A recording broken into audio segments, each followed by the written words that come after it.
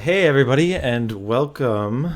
It is myself, Michael Hoyp, and I'm here with Flint Espel. Say hi, Flint. Hi, everybody.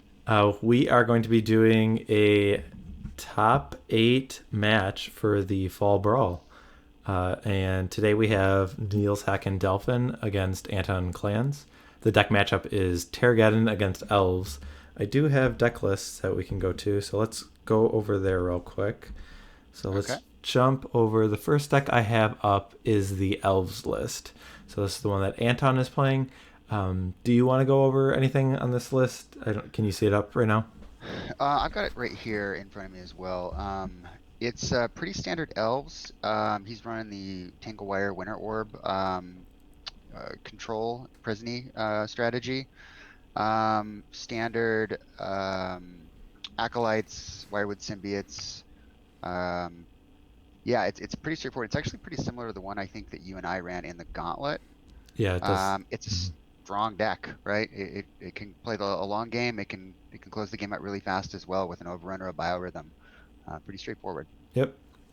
And then let's show the Terrageddon list. So this is also a list that we have played in a gauntlet, but we got it from Manos was the one who I Manos. think kind of brought it to the scene and had the most success with it. And this list is very similar. When I was just comparing the list, I think there's another Nimble Mongoose, one less Enlightened Tutor, and there's a few. The lands are a little bit different, and I don't know if there's a Winter Orb in the list that we played. I But think there was. okay. But Yeah. in general, what this deck is trying to do is kind of make a board presence with Nimble Mongoose or Werebear, and then, or possibly Terragun, or I mean Terravore, and then cast Armageddon or Cataclysm. And in the meantime, it is able to kind of set up its engine with land tax and scroll rack. And it's able to mitigate the damage of Armageddon because of Werebear, because of Mox Diamond, because of land tax, and do all those things and kind of either blow up all the lands and then quickly recover, as your opponent might struggle to draw land after land to cast their spells, when you can kind of just take over the game with that engine. And interestingly enough, his version, and I'm looking at the picture that he posted online. He might actually run Aura of Silence main instead of Scylla Cleansing. Um, And the other piece here is he actually runs two Mulch, which we didn't run. I think he Yes. cuts one Armageddon for that, Mm-hmm. and maybe one Enlightened Tutor is what he cut for two Mulches. So it'll be kind of cool to see that play out. It's not a card we get to see very often. Okay. The biggest thing to note, I guess, in the sideboard of this deck is there are two red cards when primarily this deck is a green white deck. It does have 4 Undiscovered Paradise and 4 Mox Diamond, but it has access to 2 Pyroclasm, which is a card that we'll probably be talking about for the sideboard of games. Such a gotcha card in a green-white deck. Yes. Yes. So we're gonna jump over the match. Do you want to let the players know that they can get started? Will do. They have their cards laid out. It looks like neither player has mulliganed, so they're keeping their 7. Niels was the top seed. He was the 1 seed. So he gets to elect to play or draw, and he has chosen to play. So do you think that this matchup is lopsided, or do you think it's pretty close, or what are your impressions of the matchup? I think if Anton has a slow start, he's in trouble. The card that really like this comes down to for Anton is Tanglewire. If he can play an early Tanglewire, he could probably get ahead of Niels, just because Niels, his key cards are sorcery speed. Like the Cataclysm is obviously his best card game 1. So it really just depends on, I think, whether or not Anton has the Tanglewire and the extent to which Niels has early interaction, like with Swords to Plowshares and things like that.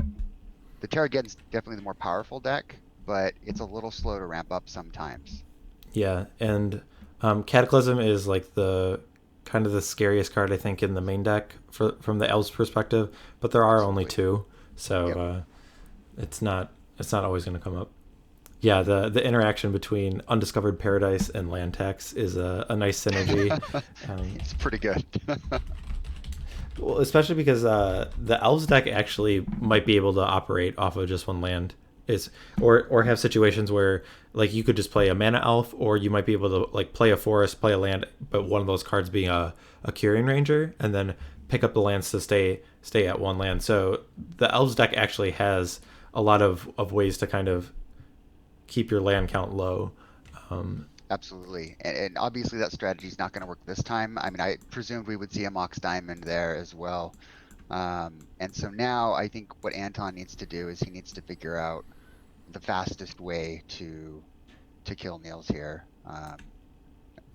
Because Nils has a really, really strong start. Yeah. Well, the thing is though is like if he doesn't have kind of like that closer with, I mean, an Armageddon might not even be enough because of Priest of Titania and Mana Elves. Taking out just the lands might not be enough.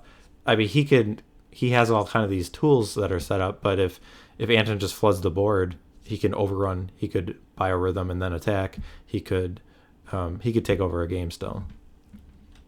Absolutely. I mean, I think the scary card now is absolutely Cataclysm. So Nils has set it up in a way where he can play a turn 3 Cataclysm, and he doesn't really lose very much, right? Mm-hmm. Anton played out 2 more elves, right? Yeah, he played another Fyndhorn Elves and a Llanowar Elves. So at this point, maybe he's deciding whether or not he wants to play another land. I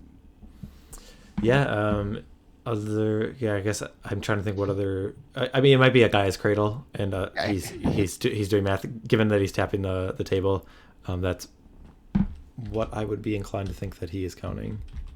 Yeah, drop the Cradle, tap it for a bunch, and then try to overrun the next turn. Yeah. A Cradle Tanglewire would be great here. Yeah, he might be thinking about like, if I play Cradle and have Elvish Champion, am I putting too much on the board kind of thing? I don't know. That's the tricky thing, is because it's respecting a 2 of is kind of, it's kind of difficult because it's the card that's definitely in your mind when you're playing against this matchup. But sometimes I felt like when I played against you, maybe I gave it a little bit too much respect. Maybe I just needed to kind of play to the board and just go for it. And McKagan has a really good point here. Orm's Chant is the fog, right? So it's rough when we played this happened as well, right? It's like you play the overrun and then the Terrageddon player just plays the Orm's Chant, and it's like, well, I think that is one of the cards that Nils has cut, so I don't think that's a card that he has access in his list. Oh, he's not running it? I do not believe so. But yeah, that was something that was included in the list when we played. Oh, you're right. Yeah, he did cut it. Interesting. That was one of the cards that was kind of recently brought up, saying of whether it was played enough, and I really appreciate that card, especially in a deck like this, because I feel like it both modes of it, of kind of like that fog or delay effect, can be pretty good, but then also the like a preemptive counterspell kind of way of like, if I need to resolve an Armageddon or a Cataclysm, kind of making sure that you're going to resolve that card is really important, and I think that really fits well into this deck. Yeah, I agree. And if you watched Manos play Andres Cermak back in, when was that, March, in the finals when they did the best of 5, you really got to see how strong Orm's Chant is, because resolving the key spells of Armageddon and Cataclysm are just backbreaking for control decks. And Manos, I mean, he's a great player, and he really sequenced everything brilliantly. But man, Orm's Chant was just really, really good. But Nils has done well, right? He's in the top 8, so I mean, he's showing that the deck can has game without the card. It'd be interesting to chat with him a little bit about his decision to cut the card and how it's kind of played out.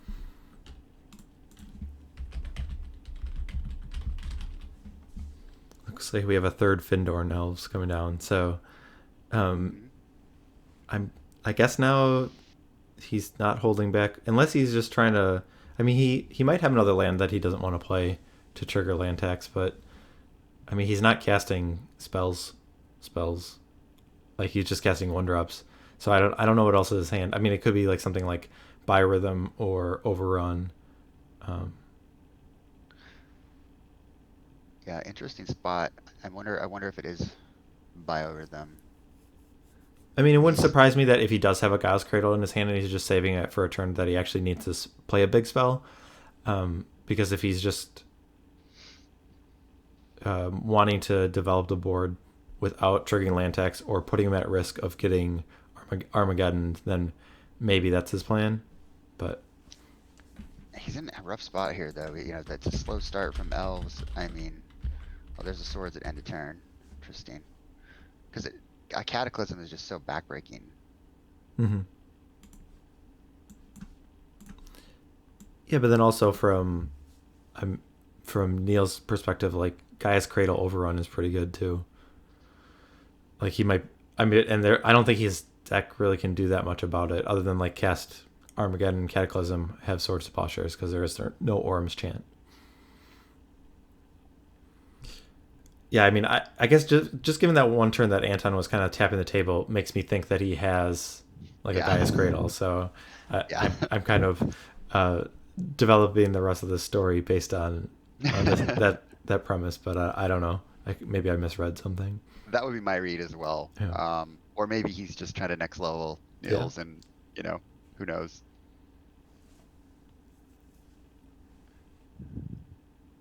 Yeah, the more I play Among Us, the more I'm aware of all my actions and verbal and physical tells. So I still need to play that with you. Maybe that'll make me a better Magic player. So I'm terrified to play that game. I'm such a bad liar. I don't think of myself as a good liar, but I just don't. I just stopped lying a long time ago, and so I just assumed I was going to be really bad. But I don't think I'm terrible at lying. So I don't know if that's a skill that you should be proud of or not. Watch out for Hoyp.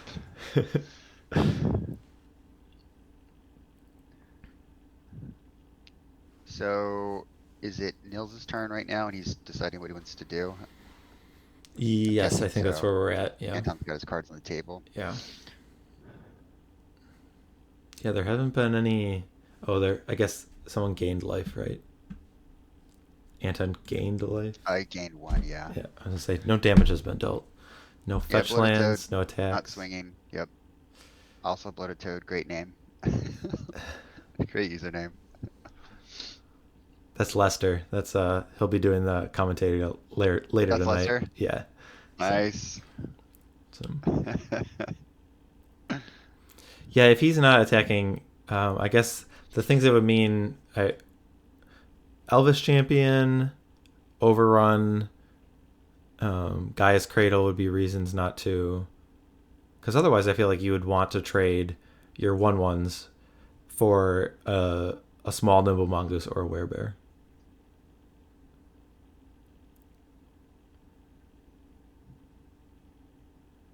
Yeah. All 4 Fyndhorn Elves have entered the battlefield. The best mana elf. Better than Llanowar Elves? I like it better than Llanowar, yeah. I think we talked about this in the Showdown series, but I like the art way, way better. And it's a nostalgic card for me. Ice Age is a very nostalgic set for me. All right. I think Llanowar Elves is just too classic. I mean, if I will play the Fyndhorn Elves because I own black bordered ones and don't have black bordered pre-modern frame Llanowar Elves, but if I had both, that's probably what I said last time. I would play the Llanowar Elves. So that's a Multani's Acolyte, right? Yeah, maybe is it a foil one? I can't tell. Might be, yeah. A fancy Multani's Acolyte. Unfortunate for Anton that the Wirewood Symbiote is gone, because those 2 cards in combination are really good. It really would have benefited him for the situation of where he's basically just drawing, maybe playing 1 card and passing, because he'd be able to draw an extra card every turn. Yeah, I think that's one of the ways that I clawed my way back into one of our games. Yeah, I think you had mulligan to 5 and just kind of set up that engine and just kind of ground out some card advantage and was able to pick a spot where you were able to win then. And I remember when Martin Berlin was on Brian Metalakos' podcast talking about, all things considered, talking about elves as kind of his pet deck. He was one of the early proponents of that in the actual elves deck, because I think the one on the Premodern blog didn't have Multani's Acolyte, and he was talking about how Raphaelis actually isn't very good, and he was running Acolyte with the Symbiote, and it was a really strong combination to help the deck go wide. Yeah, it's one of those things where, like, on paper it might not look the most powerful, because it's obviously Echo isn't great All right, I'll pause because a Cataclysm is being Yeah. cast. So, Whoa. well, I can tell you, I'm not going to keep that Acolyte around. That's one of the cards I'm not going to keep. You gonna let that one go? Yeah. So it's just keep a Llanowar Elf or a Fyndhorn Elf. So he's tapping for mana. He doesn't run Color of the Claw main, does he? No, I think there's just 3 in the sideboard. All right, let me bring up Cataclysm. Yeah. It looks like they. Yeah. Oof. Rough. So, oh, okay, he did keep a creature. I was looking at Neil's board. I'm like, where did the creature go? And remember, folks, when you play Terrageddon, you do have to sack some artifacts typically as well. So as much as I think Nils would have loved to keep 2 Mox Diamonds, unfortunately, one's got to go to the bin. Yep. But still, you have to like his position. I think I might have to Oh assume yeah. that the Werebear now is a 4/4. But this is kind of the spot. Like if Anton actually was holding back, where he was kind of saying, "Okay, I'm gonna not commit to the board and make you use that card, and now I'm gonna kind of dump the rest of my hand." I'm not sure if that's exactly what he was doing, but it's definitely a possibility. Yeah, that what he can do is if he gets a bunch of mana, like Biorhythm is kind of a card, while expensive, might get him out of situations. Like if there's just 2 creatures to Niels' 1, and he doesn't have to tap those creatures for mana, he could cast it. Niels will go to 1, Anton will go to 2, and then he could just attack for lethal. So it looks like it's beats for 1, Llanowar style. All right. The other thing to note too here that we didn't mention earlier, as Anton was sort of trying to count on his mana or potentially to play a Cradle, is the Terrageddon deck has 4 Wastelands. And, I think Wasteland's certainly been a card in the last year, having played the monthlies, has gotten much more respect, just given how many non-basics are in Premodern. And so, Anton has to think carefully about when he is going to drop that Cradle, because the odds of Nils sandbagging a Wasteland in his hand are fair, I would say. Mm-hmm. And especially because it doesn't have any other targets. It's just a mono green deck. So, yeah, he's definitely going to be looking to use it on a Gaia's Cradle.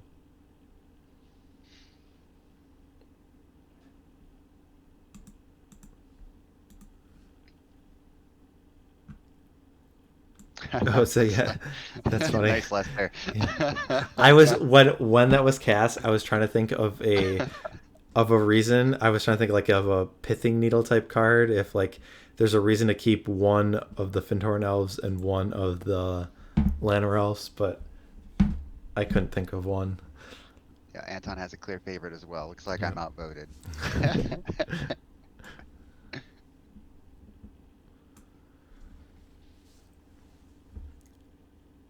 So the Aura of Silence, that's just it would just hit Tanglewire, right? In the first game. Okay, the one win, or though there's multiple Winter Orbs for Anton, right? I think he has 2. Nils has 1. He's got 2. Yep. Um, Did you see that Anton's running a Life Force in his board? I did. I That's kind just of love that. I just remember the card. That's like one of the cards that like when I first started playing it, it just seemed. I don't think we even ever used it though, but like we're like, wow, this seems so good. Like, just I seems know. so unfair to like just be able to do that. But Exactly. Same with us growing up.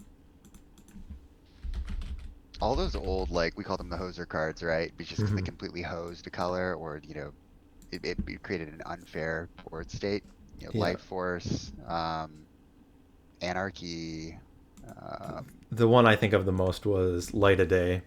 Light of Day, Conversion.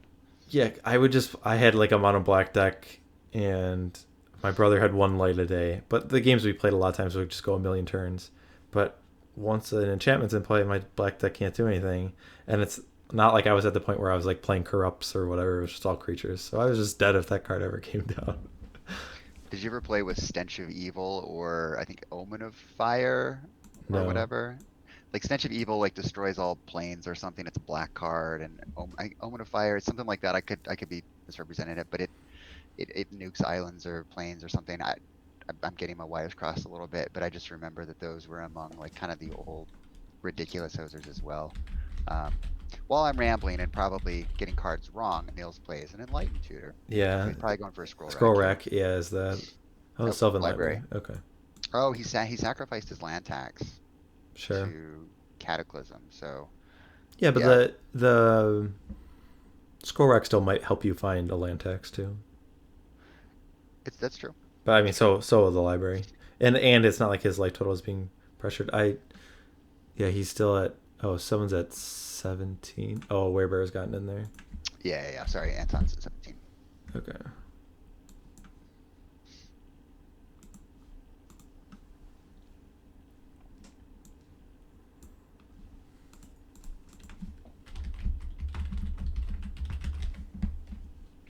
This is actually one of the decks that's actually really good at leveraging Sylvan Library because it it has the ability to gain more life, like with Zuran Orb, and the life loss can really just be mitigated because of that. Absolutely. Okay, so Omen of Fire was an Alliance's card. It was 2 red, 3 colorless, instant. Return all islands to their owner's hands. Each player sacrifices a plains or white permanent for each white permanent he or she controls. Just like classic ridiculous, like enemy color hoser cards. Yeah, thankfully they don't make them like they used to in that aspect. Yeah, they just make Okos and Sure. know Omnaths and very fair cards now. All right, so we see a Cradle, and this is playing a Deranged Hermit. Pretty strong follow up.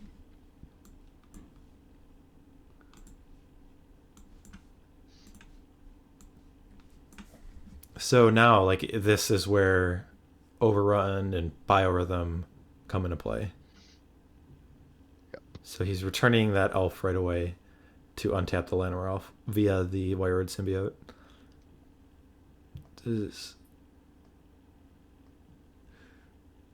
So, is he just doing that on that his turn just so he has it available to use it again when he passes, or is he going to use the mana? I don't know if he's past priority. Just from body language, it seemed like he did. Okay.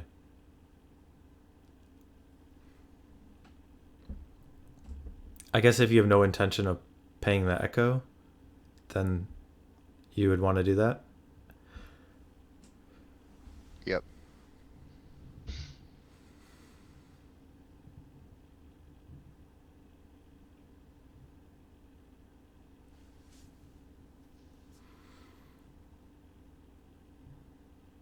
So there's 6 creatures in play, so both Biorhythm and Overrun.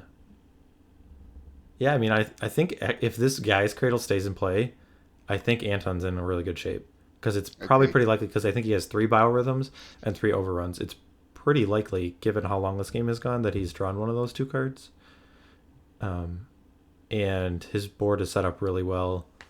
So let's see how he's blocking. Interesting. So, okay.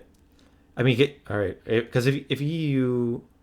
I mean, I guess you could be worried about Armageddon or a Wasteland still. But if he's blocking here... Oh, because he's going to return it. But still, yeah. I'm guessing he's going to block and then return it with the Wayward Symbiote. And then only take 4 damage.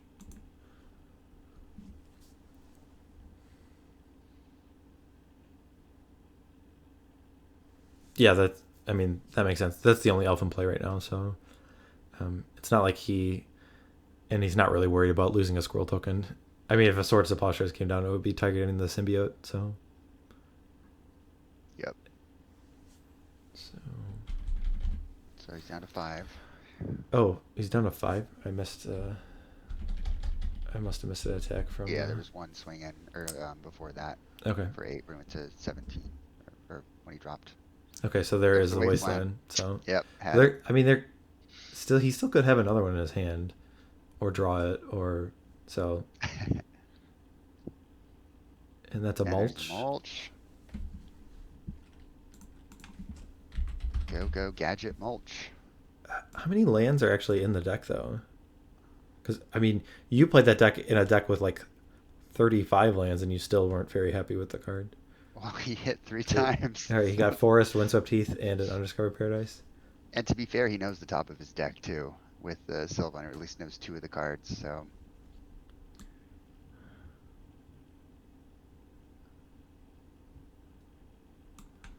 Lester brings up an interesting point. Could have blocked and bounced the Hermit. Yeah, I don't know if his only worry was, I guess, because there's not like removal spells that you're really worried about. There are certain instances that like you want to use the activation on your turn so that you have the activation on their turn as well, but that was not a situation where it really seemed like it. Okay, so Forest came down, so there was not a Gaia's Cradle follow-up, and I mean, he'll be able to stay alive because he'll be able to block with squirrels, but though also Sylvan Library and Scroll Rack are good with Mulch, so I guess I wasn't thinking about that. That's true. That allows you to definitely sculpt the top of your deck to make that card more effective. So 1 squirrel coming in? Or is it 2? I just don't see a die on. 1 is coming in, 3 are staying untapped. So he's going to put Nils down to 17. So is that just because of like Swords of Plowshares? What's the reason for holding an extra squirrel back? He's holding 3 back, right? He only okay, yeah. I mean, I was thinking like blocking both Werebears, but yeah, I guess you only need to block 1 in this situation. Yeah, it looks like he's definitely going to jump. I mean, I guess he is threatening to quad block one of them, but I don't think that's very good from the spot. No, I think you have more. I think you have more outs if you leave those creatures in play. Swords would be devastating too.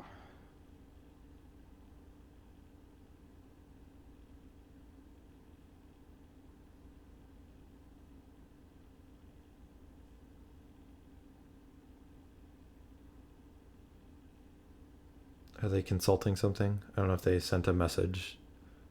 It looked like they were reaching for a keyboard.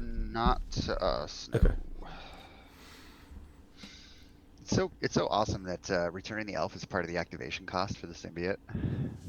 Yeah, it makes it really good that you can't respond to it. Yep.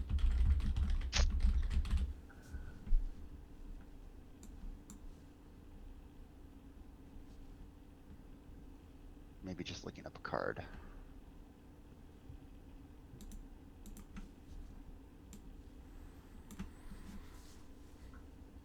What card do you think he's looking up? Do you think maybe he's looking up Light of Day, since we were talking about it? Something like that? Or whatever card you said. Stench of Evil. He's looking up Stench of Evil. Stench of Evil.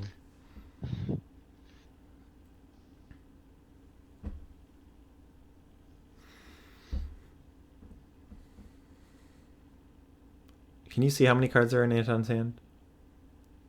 It looks like 1, 2, 3, 4. Okay. No, 1, 2, 3, 4. Maybe 5 actually. And one of them's a Hermit. And one of them's a Hermit. Yeah. The second coolest Hermit.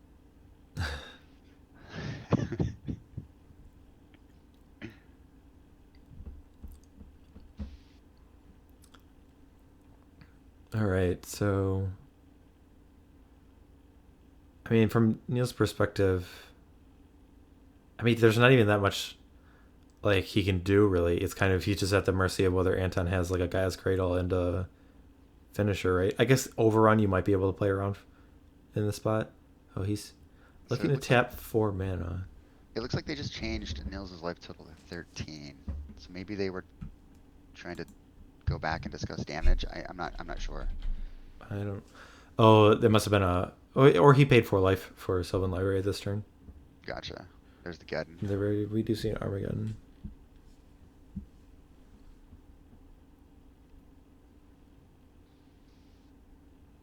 Alright, so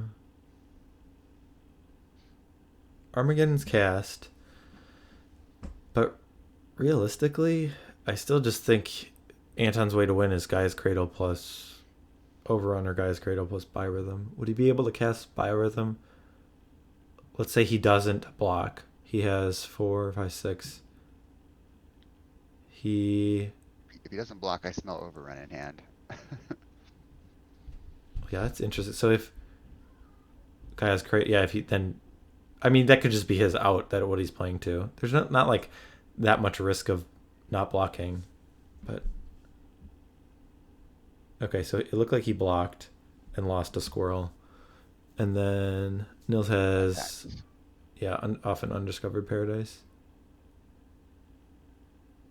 So there are 3 squirrels, a symbiote. so okay. So Gaia's Cradle plus Overrun is still Yep, still lethal. yeah. But can the thing is, like, Biorhythm, would you have been able to cast? Because if you had 6, no, you'd only have 7 mana because the symbiote return an elf. It doesn't have a different elf to return. So, well, if he had a 1 mana elf and a Gaia's Cradle, then he could Biorhythm if he wouldn't have blocked.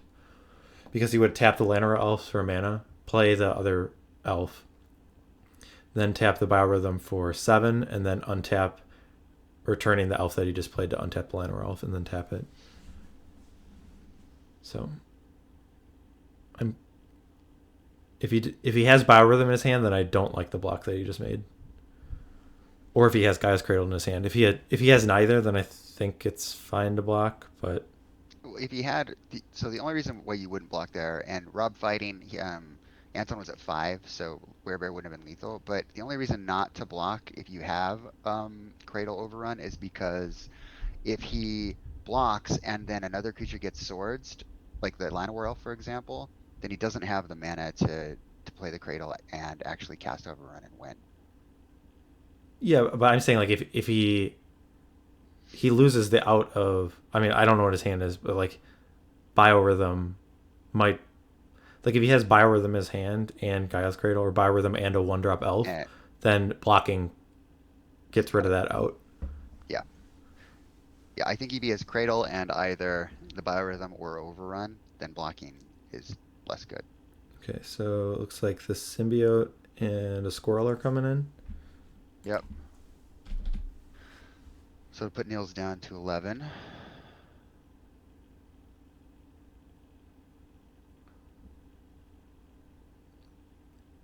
I guess he might have missed a Lantrax trigger. Well, Lantrax is upkeep and Sylvan Library is draw step, so it's possible he didn't want to use it because one of the cards he wanted to take off of Sylvan Library were there.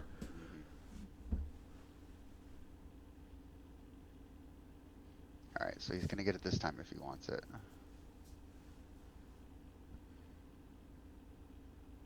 Alright, now he wants the Lantrax. Yep.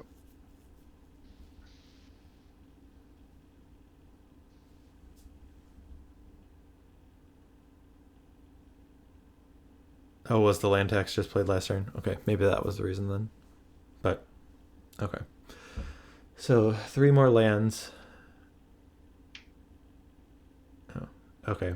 I don't know if that message popped up on screen, but it was said Anton had just notified us that he's having mic issues, and that's why some of the communication has been delayed between the 2 players. And probably can expect a little more, some non-verbal communication, thumbs ups and hand passes. I think it's always interesting the communication, how it works. Like, I mean, obviously you need a lot of communication in the game of Magic, but you could have a language barrier, or like the situation where it's like difficult to hear them, and you're still able to kind of make the game work, just with nonverbal cues. Yeah, it's really cool. Like when you watch the Pro Tour matches, or I guess the old Pro Tour matches, given pandemic and how Magic's kind of changed. But you have one player from Japan and one player from Brazil, and they're able to communicate through this common game. Yeah, it's really, really cool. It's almost like, in some ways, its own language.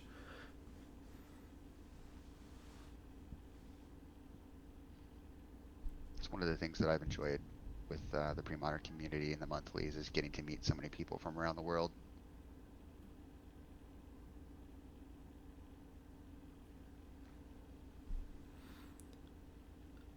Have we moved past Sylvan Library, or is that where we're at?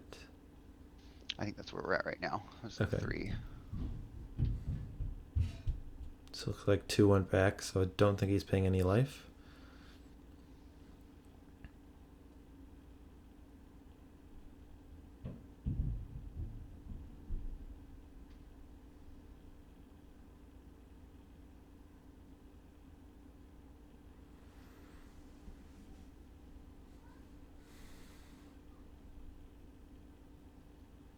So yeah, it's kind of like that fine line of where Nils is like in control, but he has to think about situations of, am I able to play around certain cards like Overrun and.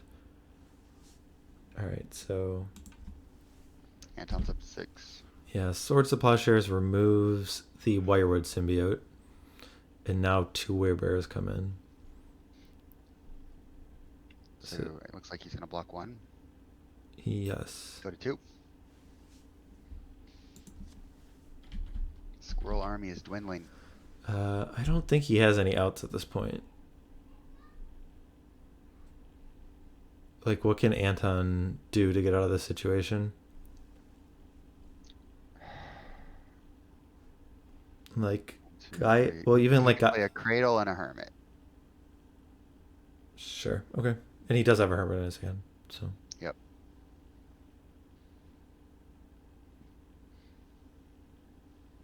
Discarding the hand size, I think, is where we're at. Some of the lands from land tax going to the graveyard. Discarding basics. Ooh, never good.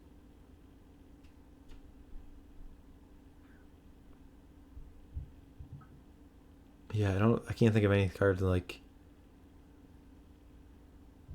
I mean, I guess, yeah, he has another turn, but. Alright. Had all these triggers, land tax triggers, and. Okay, so he didn't land tax, it looked like. And now he's just going to Sylvan Library. So he either has very good cards on the top of his deck, or he, doesn't need the extra lands. He's got to have good cards on top of his deck, right? Otherwise, he just shuffle. Yeah, it almost be one of those things too. I mean, I don't know. I usually don't do this, but it's kind of like where you feel like you're in good enough spot that it doesn't really matter. But especially because he just discarded lands. I don't think he has.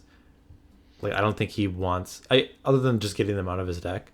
I don't think he really wants the extra cards in his hand. Yeah, but he knows his top cards, right, from the library. So if he wants to shuffle away bad cards, he should at least shuffle his deck and just fail to find. All right, that's fair. So I think he just had good cards on top of his deck. Taking a point.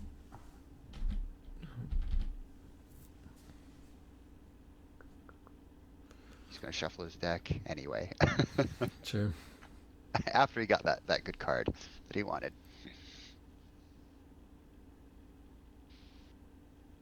The Werebears are tapped right now.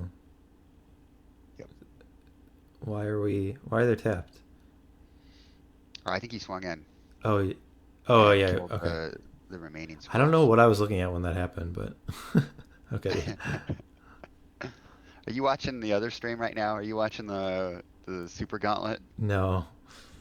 I have enough going on. Oh, so we see a lot of lands. Scooping it up. What a good problem to have. 2 Premodern matches streaming at the same time. Yes. So cool. More content. All right, sideboards? Yes. Let me just reset these. I guess I can do that later. Let me jump over to the decks. All right. So I have the Terrageddon deck. I like Pyroclasm for sure. Ooh, well, I was gonna say Worship, but given that certain cards are coming in against you, I don't think Worship is as effective as a plan as it would be against other decks. Right.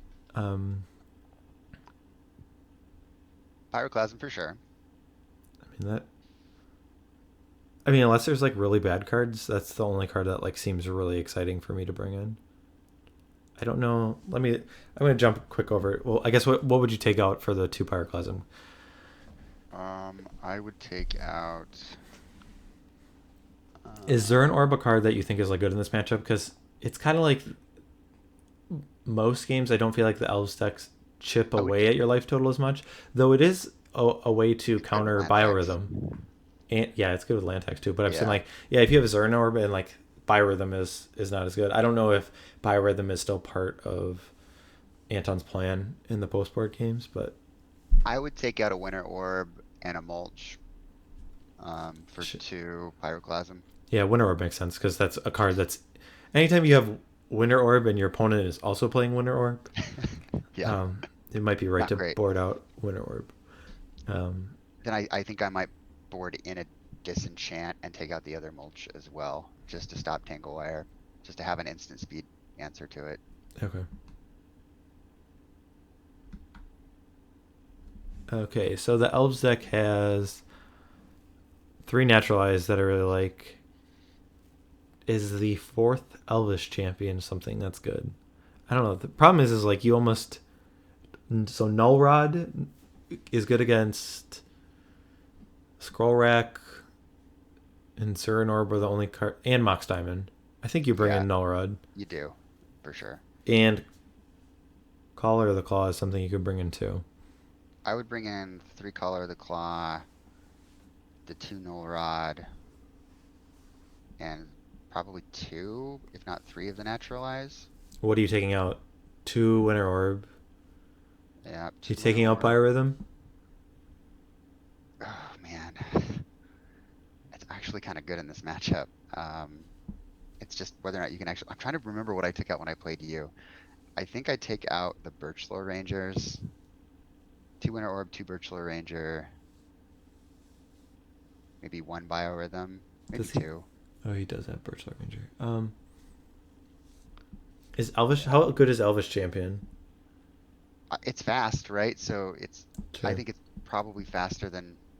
Is it faster than Biorhythm? Maybe. Forest Walk is pretty good. Um, but I don't know. Maybe you take out 1. You're not really worried about Engineered Plague. So 2 Orb, 2 Birchlore. That's 4. 1 Biorhythm is 5.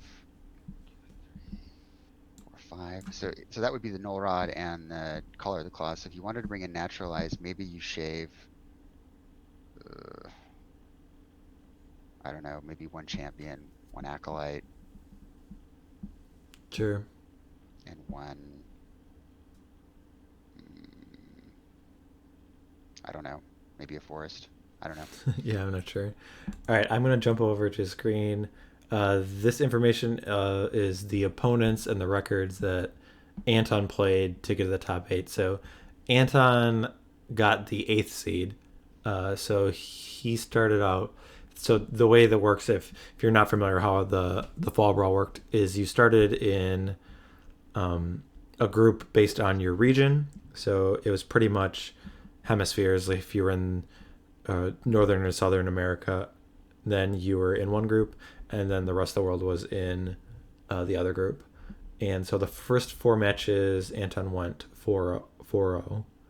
And then the second group is based on how well you did in the first one. So he would have been given that he went 4-0, he would have been in the top pod and played 4 people. And so he went 2-2. And so with 18 points and the tiebreakers of him doing well in the first group and then playing good opponents, partially because of his performance in the first pod, really helped his tiebreakers. So that was his path to the top 8. And then let me bring up. I have Nils's, and his is a little more clean cut. So just a lot of winning. That's what he ended up doing. So he 4-0'd his first pod, and then he 4-0'd the second pod. So he's our top seed. I think there is one other player that was also undefeated, and I think Nils just Wow. had better tiebreakers. So a Lost in very 2 games. yes, a very Nice work, Nils. so. And All right. he beat some notable pre-moderners as well, right? No offense to the people that I don't know as well, but our Ariston Go has had, really good couple of months. Ron's a great player. We saw him in the Showdown series. Um, you know, shout out to Jonas and Remy, longtime pre-moderners who built some pretty sweet decks. That's impressive. Yep. All right. Looks like players are nearly ready. I gave him The go the ahead. go ahead. All Yep. right. Well, I'll actually update the life totals. I said I was going to do that, and I didn't. Okay.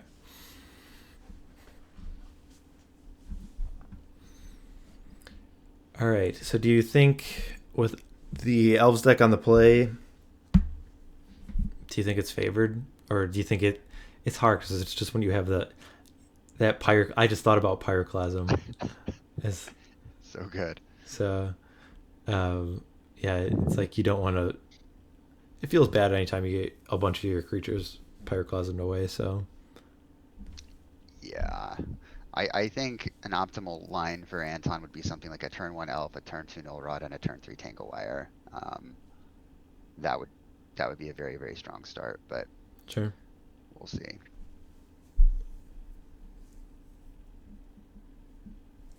Even I think turn 1 Elf, turn 2 Tanglewire might be enough, right? Yeah, that's still very good as well. Yeah. Absolutely.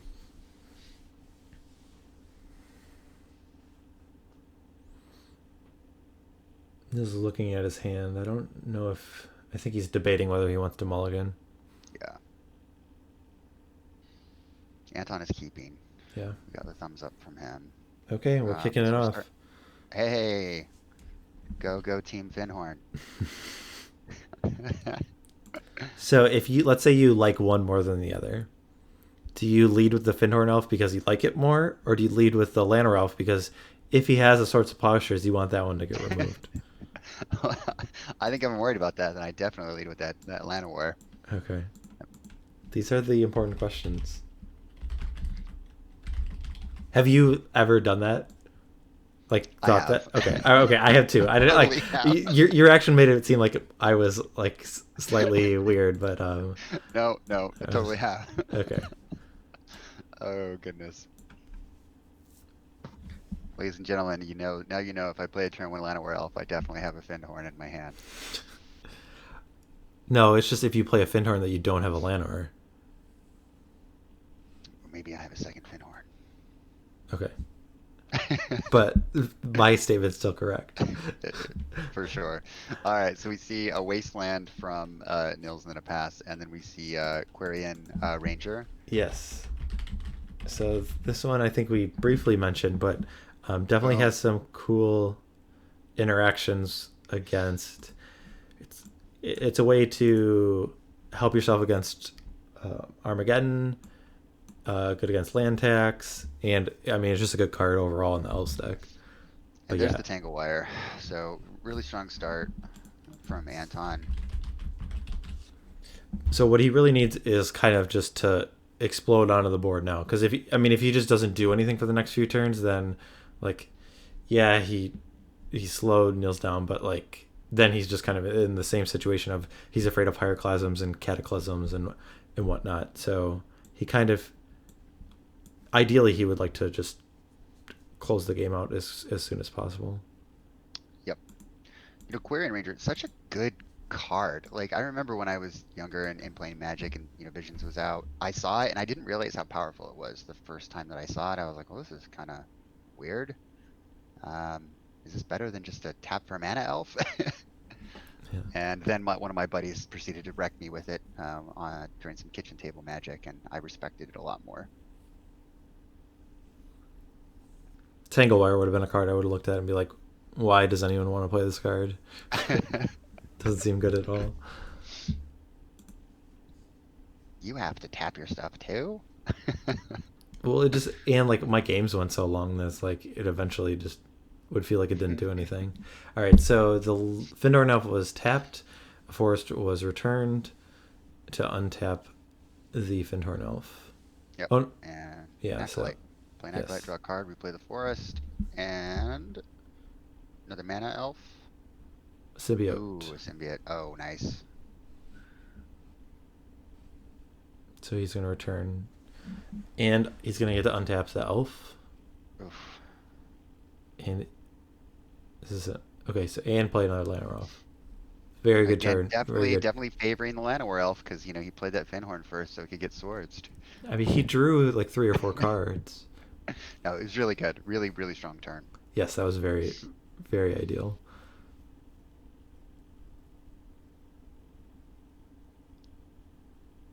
Wait, didn't Niels have 3 permanents in play? What He had happened? to bounce an Oh, it undiscovered was an paradise that undiscovered? he Okay. used to play the Mongoose. Okay. Another lesser known interaction too in the Terrageddon deck for those who are watching is if you have land tax out, you can always waste your own waste to reduce your land count to activate your land tax if that's going to make the difference. Yeah, and it doesn't specifically have to be another Wasteland. It could be any of your non-basics, but yeah. Well, you can waste it. It can waste itself. Oh, I didn't realize that. Is what I'm saying. Okay. Yeah, if Okay. they just have basics and all you have is a wasteland and they have you have the same number of lands, you can always waste your own waste. You just target itself, but then it's gone. Also good against Price of Progress. So the Swords of Plowshares took out the Wireward symbiote. Yep.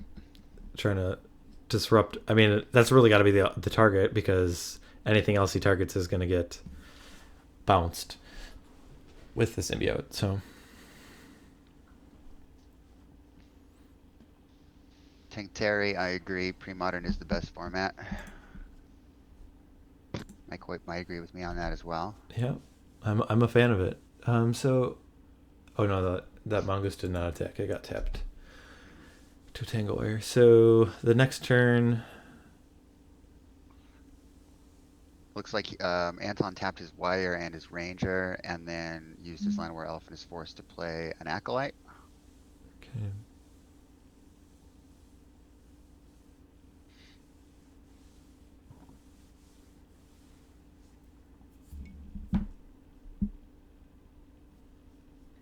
Yeah, I like all the little interactions with all the elves and the picking up lands, and it definitely is a lot of things to keep track of in terms of how much mana can I actually make.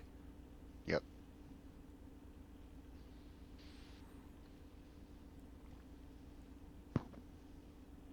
We're gonna see an Elvish Champion here.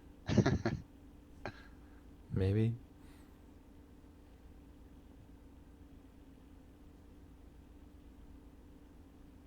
Beats for 1. Looks like it. All right. Nils goes to 18. So, what does that mean if he's not attacking with that Llanowar Elf and not using them and has 2 mana? I think he's got a. Oh, he's a Caller of the Claw. Claw so he's able to use the Quirion Ranger on this turn. So I think that's what it is. It could be Naturalize is the other card. Yeah. But I guess not you really- wouldn't need to leave the Llanowar untapped for Naturalize.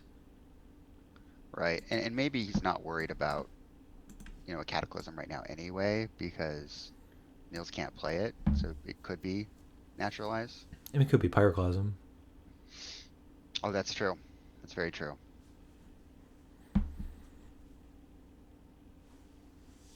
So is he at 19 or 18? Oh, there's a Windswept Heath, I think, that I missed. All right, Yeah. 18. Nils is at 18.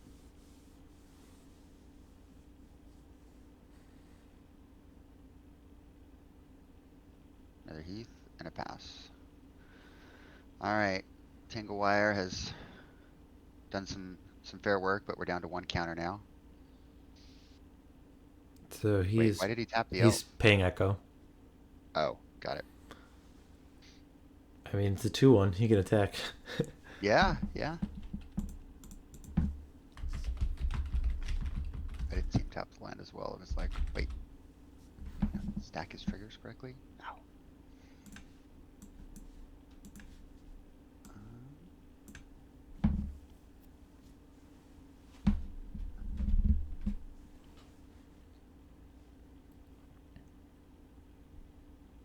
Just got 1 green floating. What is he looking to play?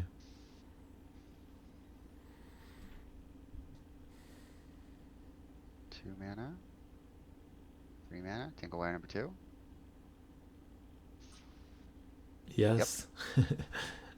That's a frustrating thing when you're playing against Tangle Wire. Yeah. All right, he'll attack for 2. And I know it's narrow, but this is the reason to board in the disenchant out of the Terrageddon deck. Like for some decks not that rely on Seal Cleansing or Aura of Silence, not having an instant speed response like an Abolish or a Disenchant or a Naturalize can be really rough. Oh, did the Quirion Ranger got in there too? Okay. So yeah, Yeah. he's at 15. All right. Well, at least Nils doesn't have to make a decision of which land or which permanent he taps. I look for the silver linings, I guess, the best I can. There you go. Mike Silver Lining Hoyt. Ooh, That's what they call him. he still could have Pyroclasm now. There's a Mox Diamond. Oh, and there There it it is. is. Ooh, and now it's like, yeah. Now the Tangle Wire will really stifle Anton's progress too. Yep. Because I mean, he might have a land in hand because he's returned one a bunch of. I guess he must have a land in hand because if he didn't, I think you would pick it up, so it wouldn't be tapped, right? Yeah. Huh? Guess not. So the. Yep. Okay. Good. He did return it.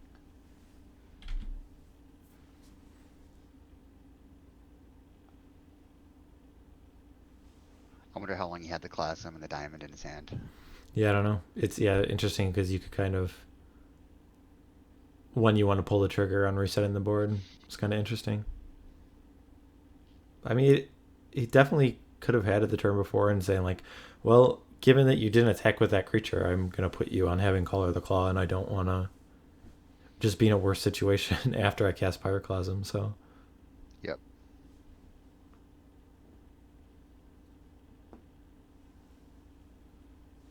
and I can't really fault Anton because I mean, like playing that second Tangle Wire, you need to have land, Mox Diamond, and Pyroclasm all to like really have that sequence kind of backfire. Yeah, I mean, going back to what you said earlier, right? If you play the Tangle Wires, you have to have the pressure as well. And so if he's going to go all in on that plan, he really needs to close the game out. Well, I mean, if you could in theory like save up 3 mana to have Color of the Claw up for the rest of the game. Like if you did it that one turn and you gave up a point of damage, you're gonna say, okay, I'm just always gonna hold up 3 mana. But I thought it was very reasonable if you're playing a second Tangle Wire to kind of let your shields down. Yep. No, I agree. So a Werebear. 1, 2, 3, 4, 5, 6. I think it's still a 1/1, but A Werebear? Is that a bear that's very astute and knows a lot about what's going on in the world? maybe. Is there a Who He's the, Bear? A Y Bear? he's the aware bear. Oh. I would say that the 5 questions of they should make all those bears a Who Bear, a Y Bear, a When Bear. What's the one I'm missing? How bear? Oh, that one doesn't sound as good. All right, so plays the Undiscovered Paradise, plays a Ooh. Terravore, All right. and a Mongoose. Scary Terry has entered the battlefield. So it's only 6 in Nils' graveyard, but that's probably going to change pretty soon. So I just noticed something. All of Niels' creatures are from Odyssey. Yes, And one's a common, one's an uncommon, one's a rare. the team. Yes. Mike Harris. A what bear? How big is this Terravore? There's 2 Windswept Heaths. Is that it? Maybe it. Wasteland could make it bigger. Yep. That Priest of Titania is just an expensive Llanowar Elf at this point.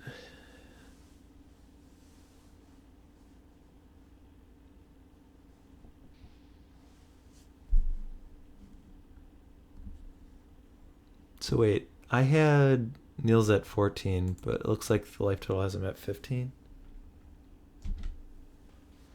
Maybe I missed something, but I think he is at 14. I think the die is wrong. I think Nils has himself at 14 if you look at his phone. It's hard for me to see his I names don't. I over it. think the All right. Anton All forgot right. to move the All right. guy. Well, I'll put him at 14 then. You want all your werebears to be care bears. That would be a good altar. Just I don't know how often you play werebear, but get them altered to be care bears. How many can you name any of the care bears? They have names, right? Ooh, there. Yeah, they So do. we see the interaction that you talked about, right? He wastelanded his own undiscovered paradise, or Yep. well, that you So alluded he gets to. special, then So the that's for village 8. gets bigger. So I think he should be at 13 unless I had the power toughness. Oh, a Nimble Mongoose as well. Yep. So maybe there's. Oh, and then yeah, it was Yeah, again, that's what I 12, said earlier. You can sack the wasteland to target itself. It's a 5, 9, kind of a cool 12. interaction people Yeah, forget, yeah. but it looks like he just went for the extra power toughness.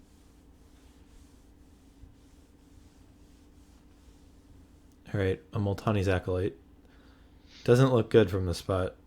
I don't know if the Elves deck can really do much to kind of make up this lost ground. Yeah.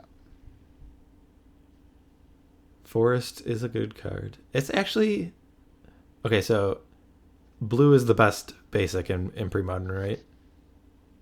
What's up? Let's rank what are the best colors in pre-modern. So blue is the best, right? And Probably. what do you think is second? I think it's either black or green. I think it might be black. And the reason for that is because of duress and cabal therapy, But engineered play. I think green is better than white and red in pre-modern.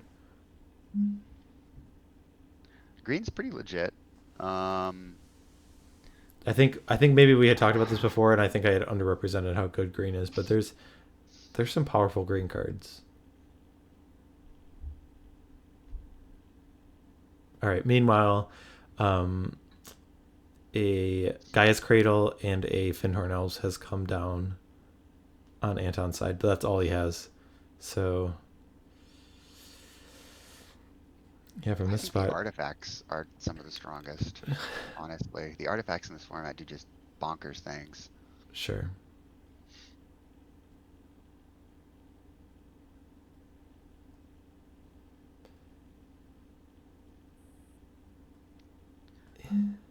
Alright, so I might put plains above mountain actually.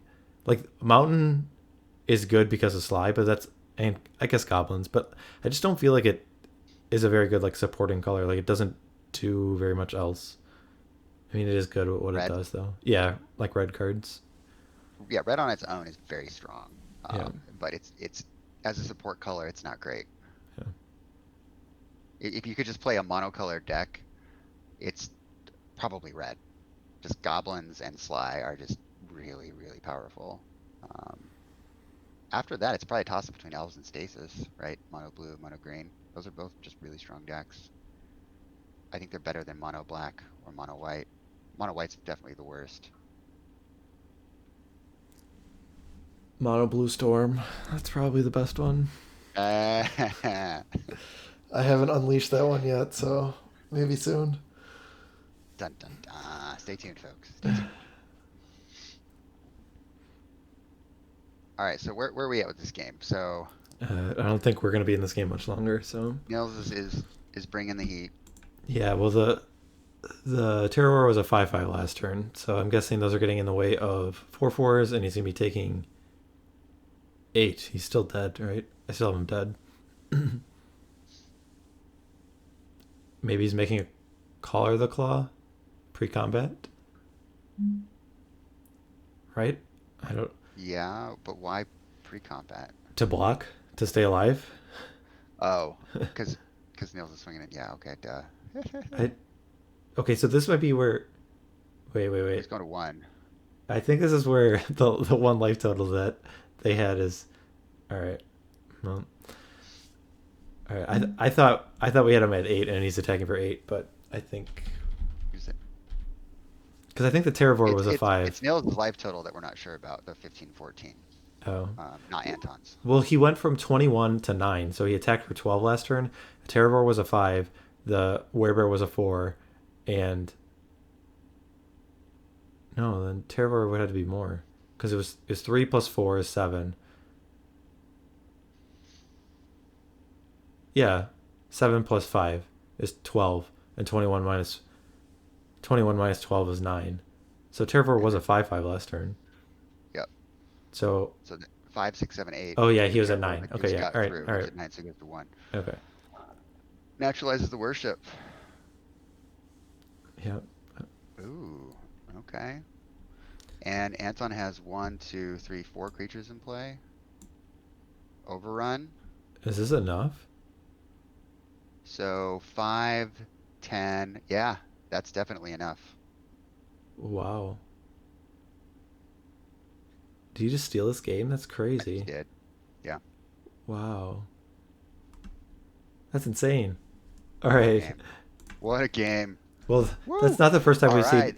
That's not the first time we've seen elves just like turn Bounce things back out of around. nowhere. Yeah. Well played, guys. Well played. All right, we're Because gonna go to a third one. I definitely had said just a few turns later, I don't think there's anything Anton can do. So, well, he proved me wrong. All right. I'll let them know they can start game 3 whenever they're ready. Yeah. We'll look at the deck list a little. But, so we did see Collar the Claw. We did see Naturalize. We're not sure about Null Rods. And we saw Pyroclasm. We saw Worship. I mean, I think obviously that situation was like the low point of Worship. But do you think you like Worship? I don't like worship. Actually, I was really surprised to see it. I mean, I don't think Um, it's bad because, well, I don't know. It just because obviously it's good with Nimble Mongoose because the Greed deck can't do anything about it. But if you're in a situation where you don't have control of the board and the Elves does, they're gonna build up a board state and then eventually draw Naturalize and then win. yeah. So I feel like there's a lot of situations where when you have the Worship, it's kind of only a win more card against the Elves deck. Yeah, I think it's 2 pyroclasms and a disenchant. Maybe the other aura of silence, but yeah, it's just Yeah, what you take when out of that. someone was asking about the timing of the Call or the Claw, I think is what they're talking about. So, can you explain the timing? He floated the mana and then went to damage, and after damage, he played with the mana that floated. Yeah, you can't. That, It would have emptied his mana pool. yeah. Do we want to talk to them about that? Because Can't. he either needs to play. Why don't I'm gonna mute you, and do you just want to check in with them real quick? Yeah, you're right. Good catch on that. So the situation is when he was blocking with the, I think it was like a Priest of Titania and a Multani's Acolyte or something. He had floated mana and then blocked so that creatures died, so that Call of the Claw gave him more tokens. You wouldn't be able to do that because the mana empties at the end of each phase or end of each step. I guess I don't remember what the terminology is. There was a time where you would be able to do that, that the mana wouldn't empty until the end of combat, and there was a point where that was something you could do. You could float the mana through the blockers after damage, and then there's like an end of combat step you'd be able to do that. But since they've updated the rules, the mana empties each time.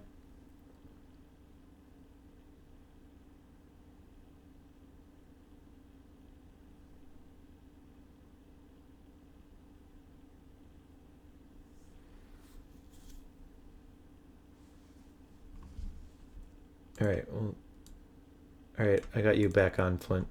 Can you explain what happened? Um, I think you can. It's just whether or not your mana pool empties after the damage step resolves. Yeah, the new rules are that so Oh, okay. each Yep, phase yep, it, you're good. it empties. Oh, Flint's not talking to me. All right, I'll mute him for a second again.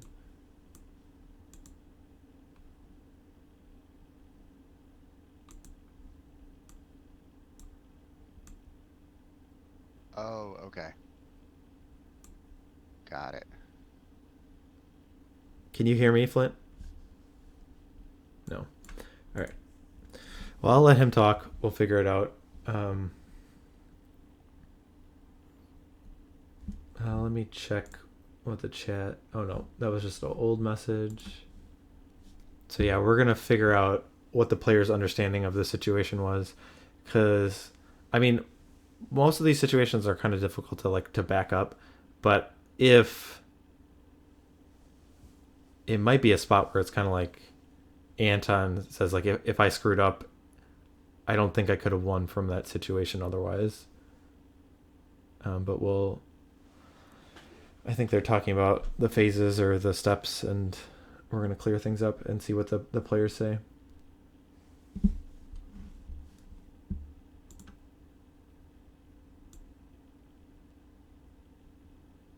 Flint, can you hear me?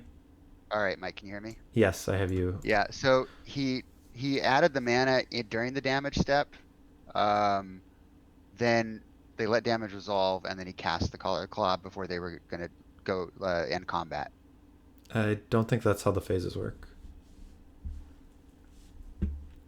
I think like each of those is a like declare blockers is a phase, and then mana empties, and then damage happens, and then mana empties. So I don't think that is able. I don't think he's able to do that. What were they like in agreement that was a legal play?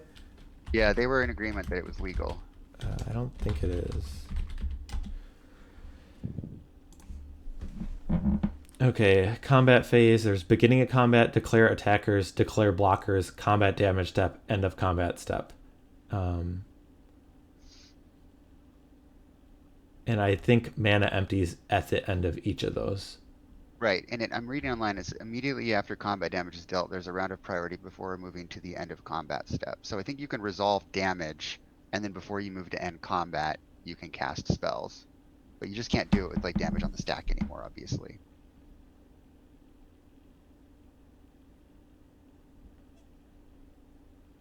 Okay, so he's saying that he declared blockers past priority. The thing is though, okay, so they went to damage. They went to the damage step. And while on the damage step, he adds the mana. Hold on, I'm trying to think. They resolve damage, but there's a round of priority before you go to end combat. So when is he adding the mana? Which phase? He said in the damage step. Yeah. So they go to damage, to the damage step. He adds the mana. The creatures die, but before moving to end of combat, he casts the Collar of the Claw. But he needed the Collar of the Claw, like, to block, though. I don't think he blocked with the Collar of the Claw, did he? But he blocked with, like, the tokens, didn't he? Or, like, it was... Because it was... I guess he was going to 1, right? Yeah, he was going to 1. He blocked... All right, well, have him keep playing then. Let him know they can continue playing. All right.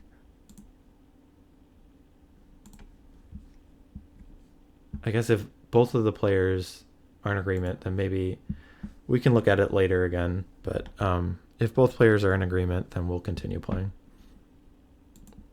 Anton wants to chat real quick. With me? So mute the stream and let's have the 4 of us chat. Okay. Well, we will be right back. We'll be right back, guys. We're going to figure this out. Okay, so we are back. So I guess in short, we're still not 100% sure if we're right, but we think that you are able to add mana and have priority during the combat damage stuff of combat. So our current understanding is that was legal. They're going to play out the third match. We will review this later when we have more time.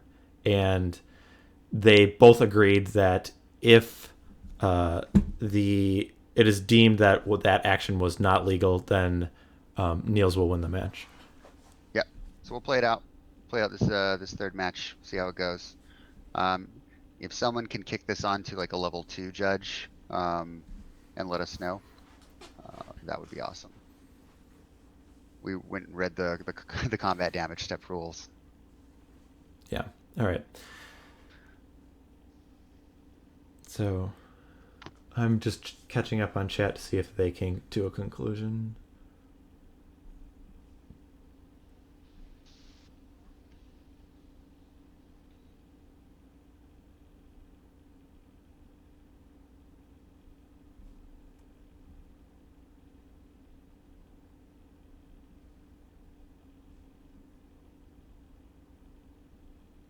Just reading from chat does not sound like they came to a unanimous decision, but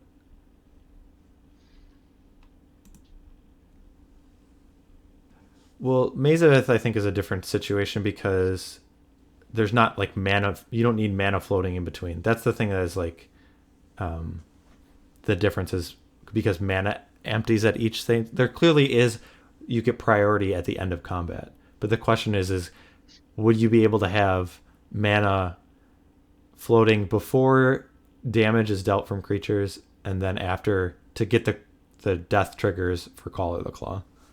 Because clearly you could do it either way. If like he certainly could have made the mana and then not gotten any tokens for sure. I know, or blocked and not gotten any mana, and the mana would empty. But I don't know if you can do both. That was what the debate was. We'll figure it out later. Yeah. Okay, so Nils is on the play,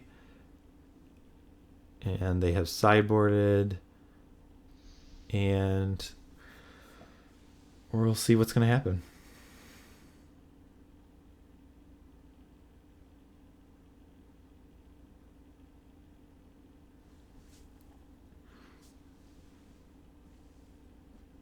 Who do you like in this third game? Good question. I think I'll have a better guess after the first 3 turns, but Sure. I mean, I think that I think Anton's deck gets much better after sideboard, but Terrageddon is just such a powerful deck that yeah, it's still it's pretty close. I think it's kind of weird of like who is the one in control of like the way the game is dictates, like because Anton can commit to the board and force Niels to have like an answer really quick, or Anton can kind of slow play and play around Pyroclasms, play around Cataclysms, and play around certain cards. So I feel like in some aspects Anton can kind of dictate how he wants to play the match, but I don't know that necessarily means that he's advantaged.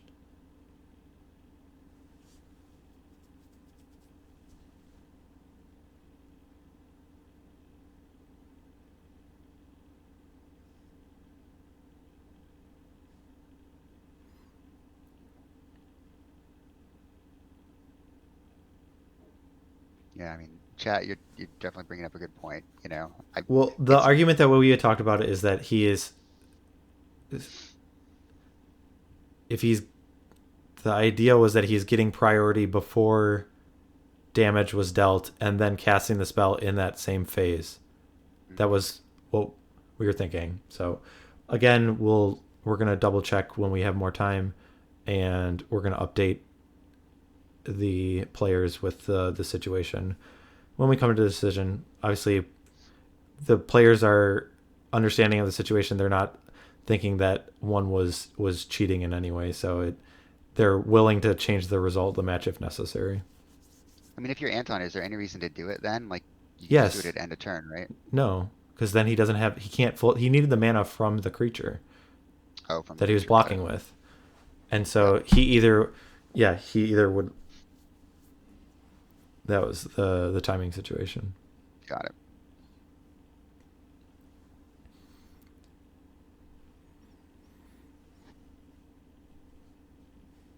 All right. So Anton mulliganed as well, right? Is he mulliganing again? Yeah, he's mulliganing. Okay. So Nils is mulliganing 1 card. And Anton, I think, is going to 5. I think so. I think chat might be right. There's not a priority before Before the damage. Yeah. Within that step, I don't think there's priority before to add the mana. Definitely possible. Yeah.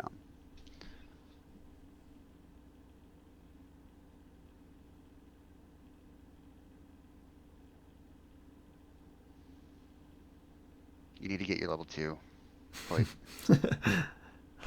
Yeah, it's just me. slacking. Just me having the title like wouldn't give us the answer to that question though. Like it's not just like because I am a level 2, you suddenly just like obtain all the knowledge. Well, you obtain the knowledge to get your level 2, Sure. right? Okay. Uh-oh. Did we lose Nils? I don't know. I'll switch to this screen. So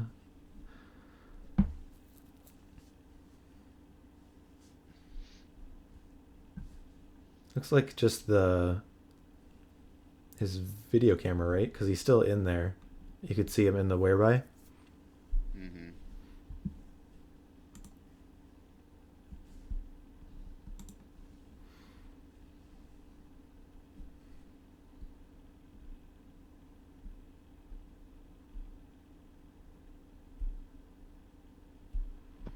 Did he message you at all? I just messaged the group chat. Okay. Well, we'll figure out what's going on. Yeah, Simon, I think you're probably right about there not being priority beforehand in the damage step is the key issue here. Yeah.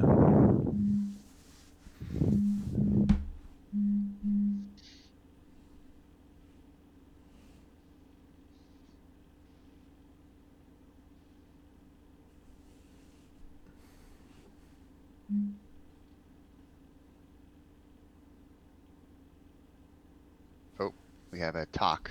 Yep. All right. I'm gonna go All mute on right. screen for a moment. All right, everyone. Okay, sorry about that, guys. So the situation that happened was Anton had mulliganed twice, and I think he had then realized that he had 59 cards in his deck. So he wanted to know what the procedure was, given that he had presented an illegal deck, and what we had said is he is able to put 60 cards in his deck, and now he's drawing, and he is forced to take an additional mulligan. So he had already mulliganed twice. So if he keeps his hand, he will have to put 3 cards on the bottom.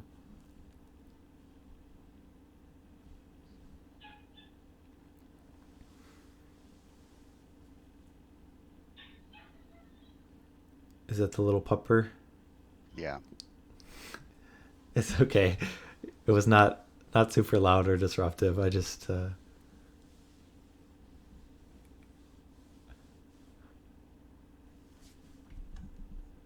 right. So definitely a difficult situation for Anton, given that he only has 4 cards. But I mean, the time that we had played, just having Wayward Symbiote and Miltani's Acolyte made up a lot of ground. Yeah, for sure. So Fyndhorn Elves. It's probably a moot point based on what people are saying in chat and what we're reading, but we get to see a little bit more magic today, I guess. Sure. Yeah, I mean, this situation is a lot easier to figure out. Like, basically, we would have to, like, if we just made the determination that Antoine lost and that was deemed to be wrong, then they'd have to, like, reschedule and figure out how to play that last game. In this case, we're at least figuring out this game if that is necessary.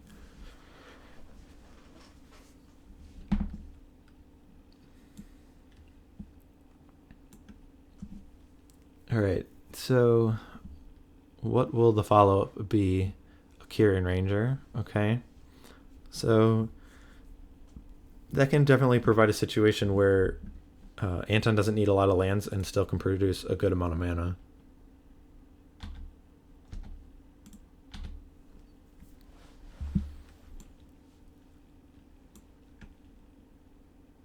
So 2 mana. Oh, there's that Acolyte. I guess there's no Wayward Symbiote. There's a Quirion Ranger instead. So it's not quite the full engine, but it's better than nothing. So wait. Hold on. This turn, he had 2 mana. He tapped the Fyndhorn and the Forest. He had 2 mana floating. He untapped. Okay, so he had 4 mana total this turn. Okay, that's right. All right.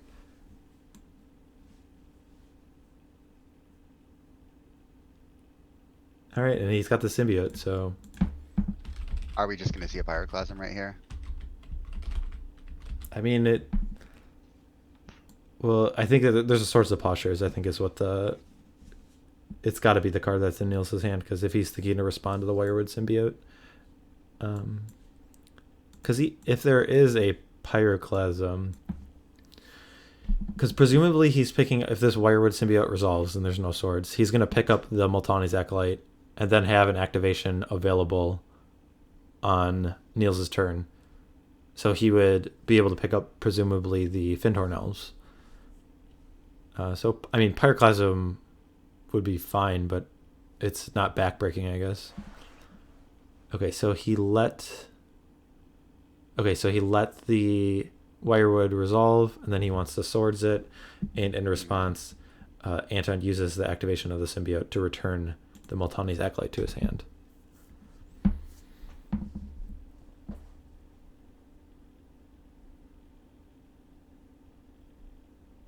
That's not necessarily true that if he's plowing, he doesn't have Clasm, because he would get 2 activations out of the symbiote. But I agree, it's more likely that he doesn't have Pyroclasm. Yeah. We've seen that Nils is likely a pretty patient player as well, which is a very good quality to have on Terrageddon. I mean, it's possible that he had the diamond and the Pyroclasm in his hand for a while. In that previous game, yeah. In the previous game. We don't know that, but I mean, he was very patient and waited for the opportune moment, as Captain Jack Sparrow would say, but he still may have it.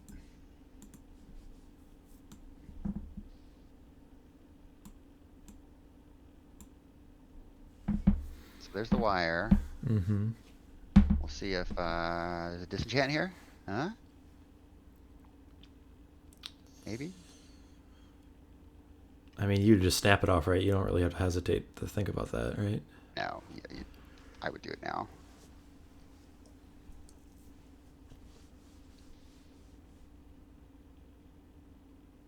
Nope. There it is. All right. I guess I'm kind of wrong on both accounts. I didn't think he had it, and I think you would just snap it off. So neither of what I said is true. So I guess it just doesn't matter. Why am I here? Well, because there's not really any other targets for disenchant, right? I mean, maybe a Masticore, but you can't expect that card to come in. Yeah, I don't think Masticore is going to come in. So. And Winter Orb had to have been sighted out. Oh, No okay. Rod would be the yes. other target. All right, that's reasonable to think about it then. Like if you can just weather the storm of Tangle Wire and save it for a Null Rod, yeah, that could be the reasoning. So Acolyte is back.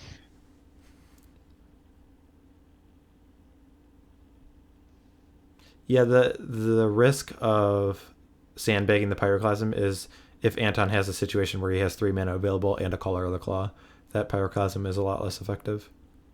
It can really backfire in that sense. Yep.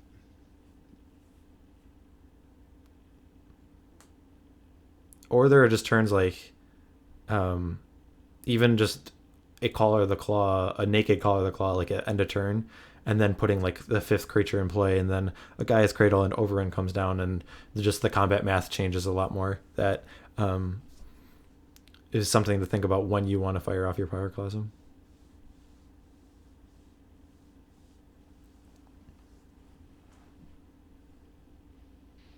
Scroll rack. Okay. We've not seen a lot of scroll racking in this match yet. This might be the first one, right? I think so.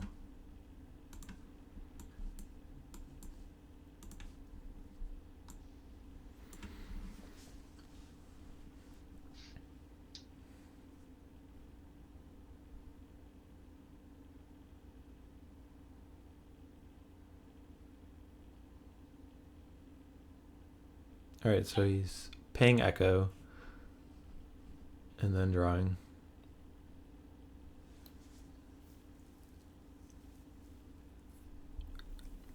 Really, I think the card that Anton wants probably the most is another Wirewood Symbiote. I think just having that engine of Multani's Acolyte and Wirewood Symbiote is his best bets at winning at this point.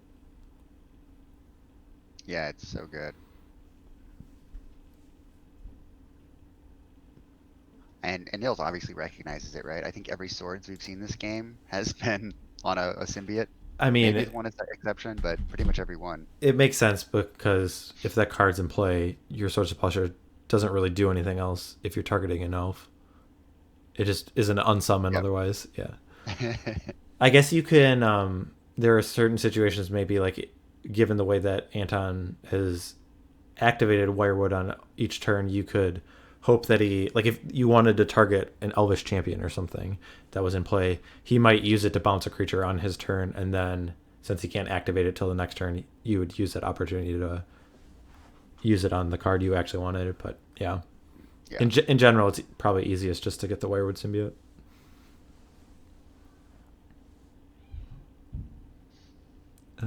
So I'm looking at the life totals. Looks like 21 to 14. okay. So I must have missed some damage.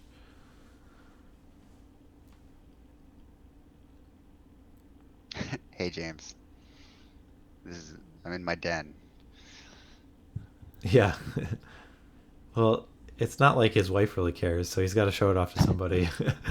Or, No, sorry, not wife. Your partner. nobody cares. Yeah.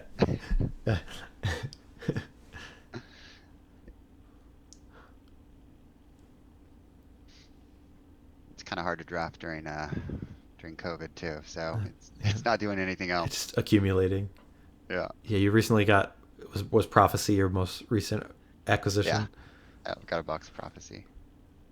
I mean, is that a high demand like booster box, or maybe it's just hard to Yeah. find when it's sealed? But like, It's just hard to find. okay, Like for how old it is, it's not worth that much. do you just like search eBay, or do you kind of have like friends that are in the market that like they let you know like, oh, I have the sealed box. How did you? I have notifications set on like some of the major websites, and then Okay, I'm in some sealed groups on okay, Facebook.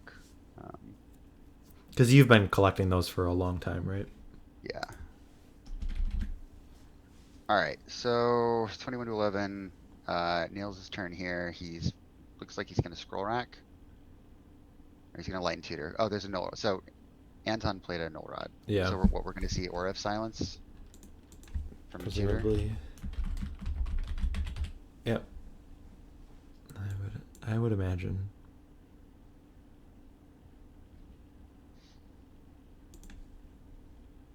I hope he doesn't get Mox Diamond. That would, or just gets another scroll rack. There Nope. it is. There is the Aura of Silence, and this is end of turn, right?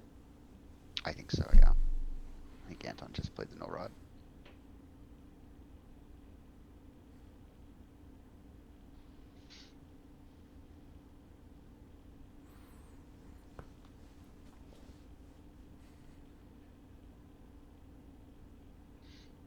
So he's gonna draw that, presumably play it.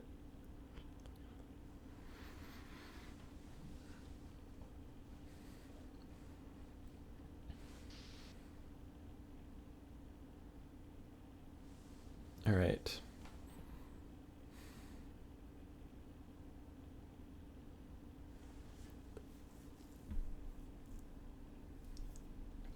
So did he only attack for 3 last turn? Could he not have, or was the forest not in play? Like, I'm not sure. uh, just Okay. Let's see. 2 mana floating. He's gonna pick up the forest to untap the Fyndhorn Elf. Yep.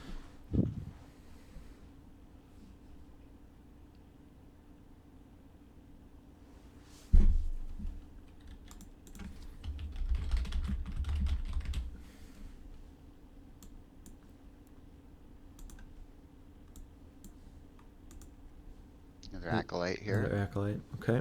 So the mana's been used. He gets to draw a card. He still is able to play a land this turn. And he's still able to use that Fyndhorn Elf. So right now he has 2 mana available. So he's attacking for 3.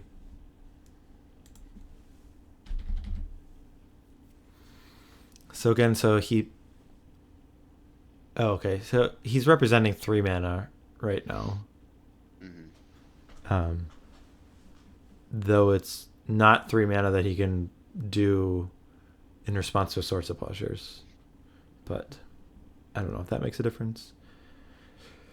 So he's representing Naturalize and Color the Claw. Are there any other relevant cards that he could be representing? Because if you don't have anything, you'd be attacking with Fyndhorn Elf. Yeah. Yeah, I think it's mainly those.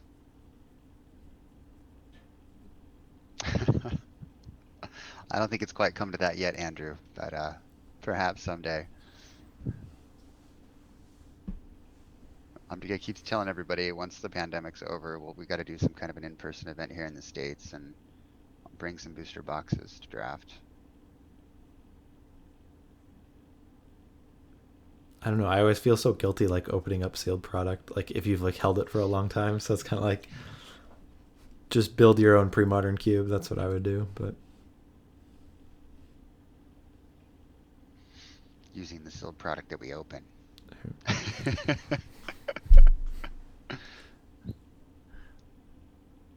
Like sometimes it's always like just cheaper just to buy a complete set of something than maybe not like Urza's Saga or something, but like Prophecy. Like it might just be cheaper to buy a complete set of a Prophecy than a sealed box. And just all right. So we saw Cataclysm. So is there is no land in play. So he has 3 mana. Is this Color the Claw? Yeah. Probably. So how many creatures died? 3? 3. Because it was 2 Acolytes and a Quirion Ranger. All right.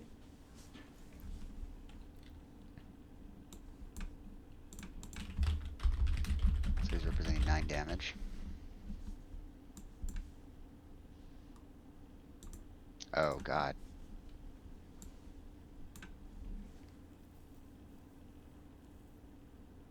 So this could just be Gaia's Cradle and Overrun? An Overrun, yeah.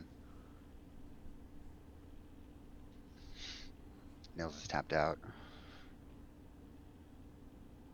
Nope, so this is just an attack for 1, 2, and 8, 9. No, because they're two bears, they're not saplings. That's right. Okay. Alright, so let's have him unmute. Yeah, we'll do this real quick. Hey, Anton. Nils. Hello. Hello. Det här Hello. var... Och ursäkta för strulet. Men en multi 4 alltså, jävlar. Can you guys hear us? I'm not surprised by the result, to be honest. Oh, hi guys. Hello. Hey. Cool. So that was intense. Yes. Oh, go ahead, Mike. I was going to say, just again to clarify, we will... I have Mike on mute from still. Always mute Mike. Yeah. I was say, just to clarify, we are going to get confirmation eventually on that ruling, and we might change the results of the ruling. But I'm perfectly fine. Okay, let's just talk about the match then. What was your impression before you guys had played any games? Have you guys played this matchup before? I know you alluded to like seeing that match that Flint and I had played on camera on my YouTube channel, but have you guys played this yourself? Yes. No. Okay. Which one said yes? Nils. Okay. I will just change. I can try to change to my other camera. Yeah. Hey. Hi. Yes, I have played the match before. One of my friends from the Norwegian community does play elves, and I was pretty certain when I saw the pairings that I would be out of the bait based upon the matchup, because it's really in favor of elves, and at least that's my experience. I think this is my first time playing this Terrageddon list, but I think I played close to 15 games against him, and I won just one single one. So it's very in favor of the elves. And when you look from a theoretical standpoint, I think that's pretty clear as well, because the Terrageddon game plan is a mana denial deck, and when your opponent is playing a deck where half the deck creates mana without using lands, it's hard to do any mana denial. And it also can play very well with just a single land, so it Yeah. won't trigger a land tax. So Yeah. also turn off your draw gen, and it can even play without any lands due to the Quirion Ranger. Mm-hmm. So Yeah. it's very hard. So to be fair, I haven't prepared for the matchup.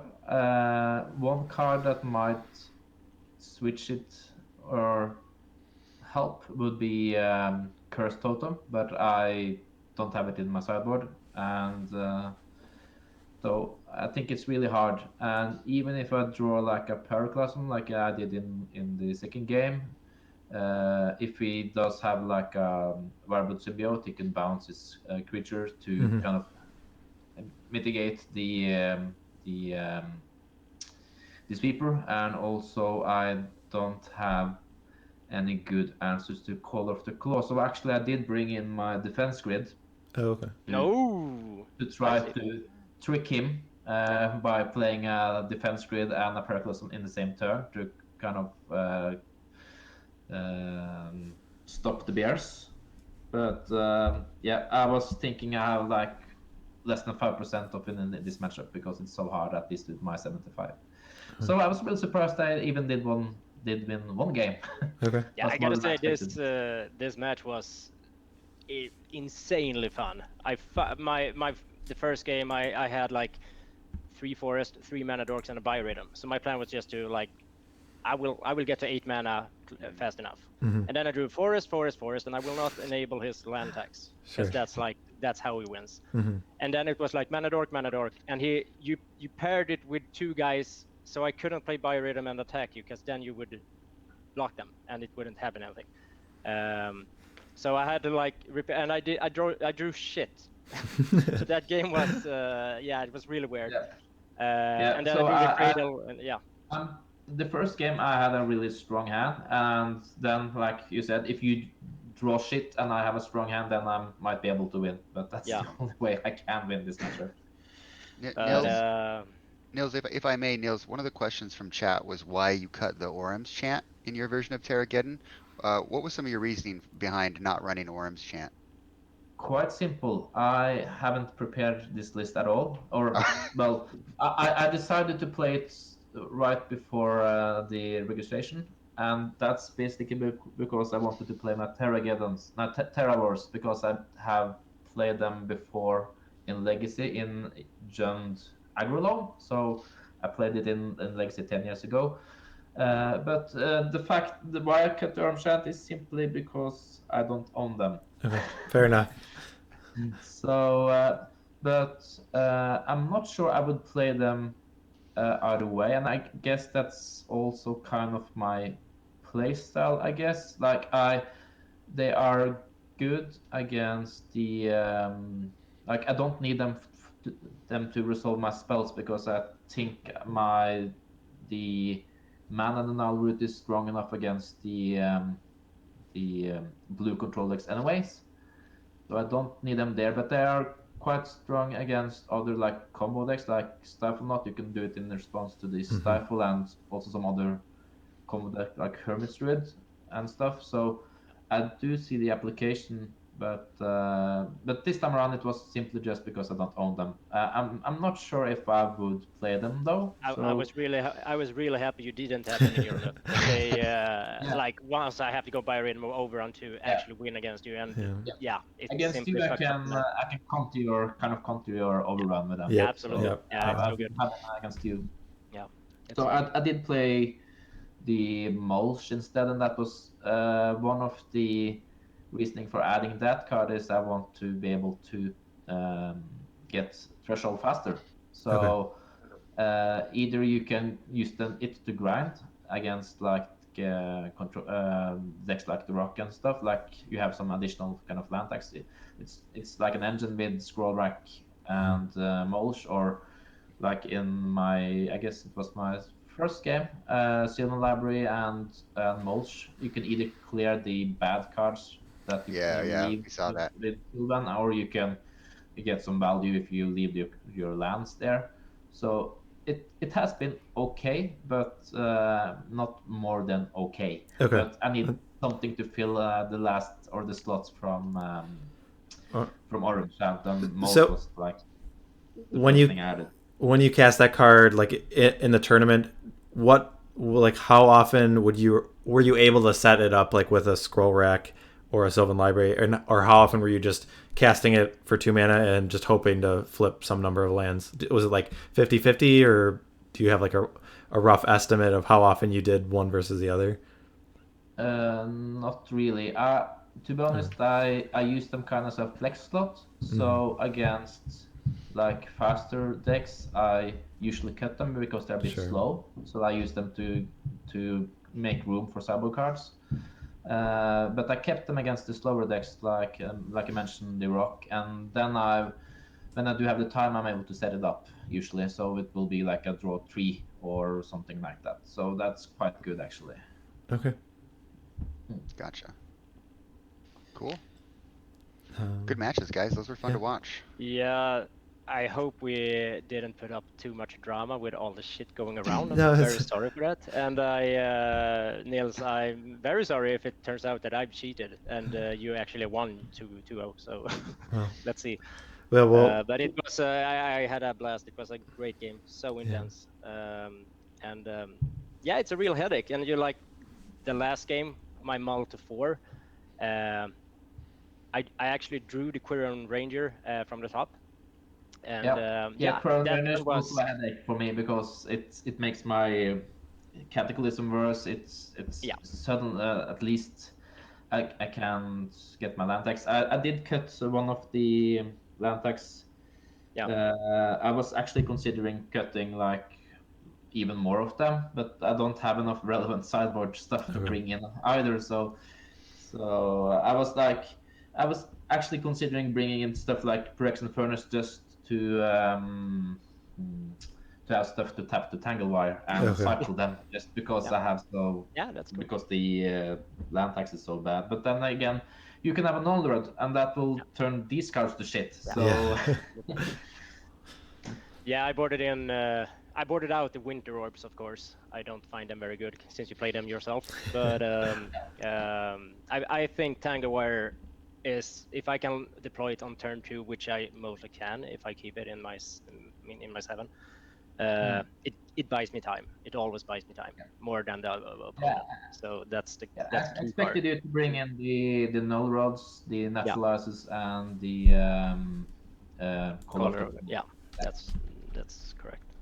And like the switch I made, or I was supposed to made, when I fucked up for the last game, playing only 59 cards, was I boarded out another biorhythm for an Elvish Champion. I just didn't put in the 4th champion, since it seemed like you didn't have the land tax mirror, and you actually played Forest. So I was respecting you not playing out the Forest, because Forest Walk is like one way for me to win against you. But since it came in, and I fucked up, I try to avoid, not actively avoiding playing Forest, but like that's the worst land in my deck. So I actually boarded out one Forest. So I cut one Forest because I was it's bad. And I was just thinking I cannot afford the mana flood at least, so I just cut it and be a bit greedy. That's like one of the few ways I can actually win if I draw like a god, like a miracle. But I think you played really, really well.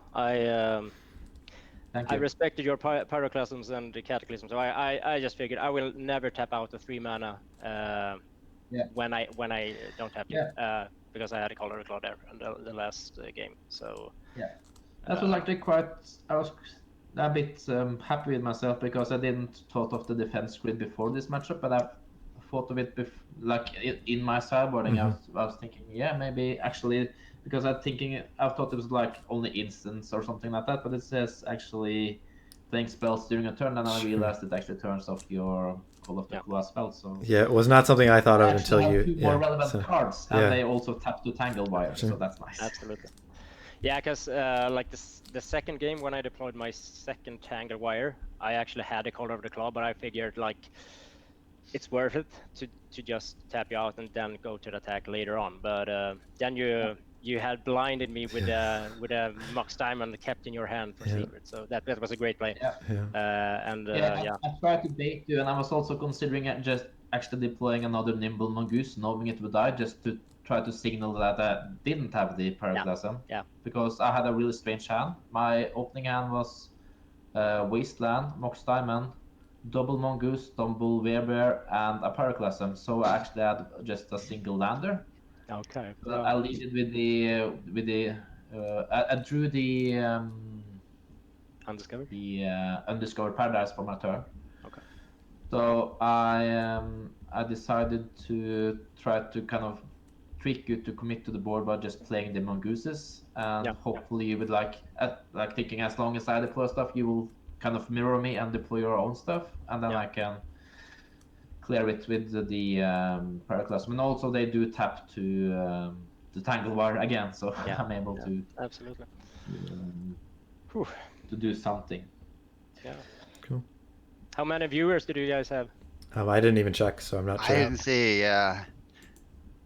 Let's go back and take a look. I know there was another Magic or another Premodern stream going on at the same time, so so we'll see. I'll check.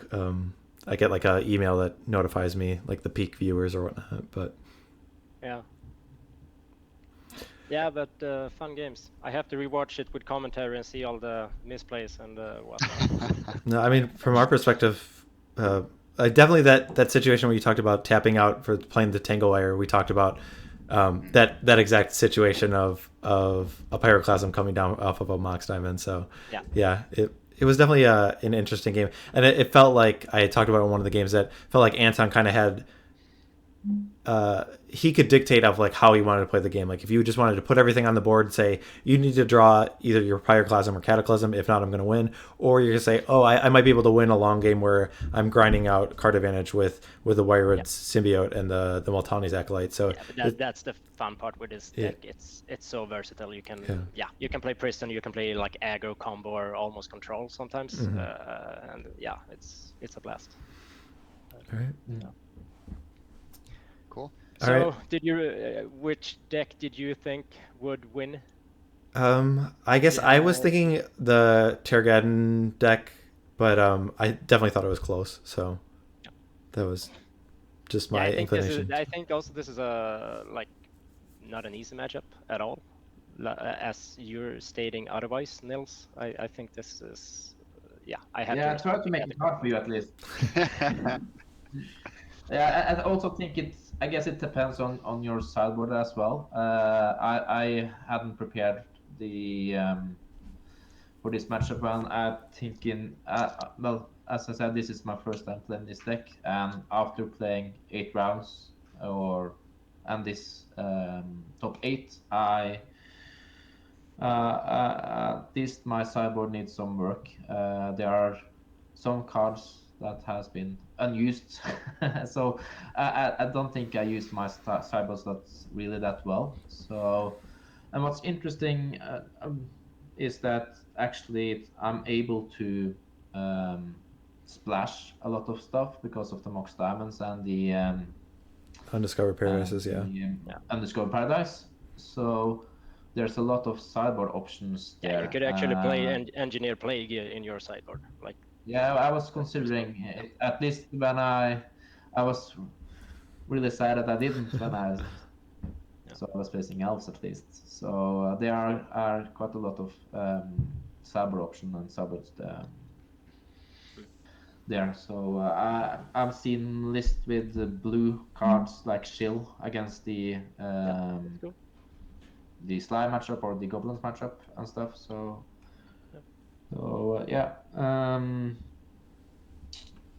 that's as I said, I might try out the Ormchant somewhere in the 75. Not sure how many, but Right. It definitely helps against the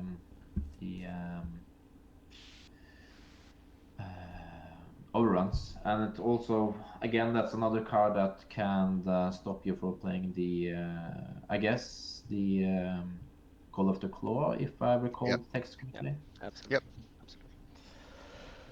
Sure. Flint and Michael, will you, just let us know Yeah. when a judge takes the decision whether Yeah. I could play the. We'll let both of you know. We'll get a confirmation of the someone who is more experienced than us, and just get a for sure confirmation of whether that was a legal play. So we'll do that. Okay. Awesome. Great. Thanks, guys. All right. Thanks. Have a good Okay, night. bye-bye. All right. Bye. Bye. Okay.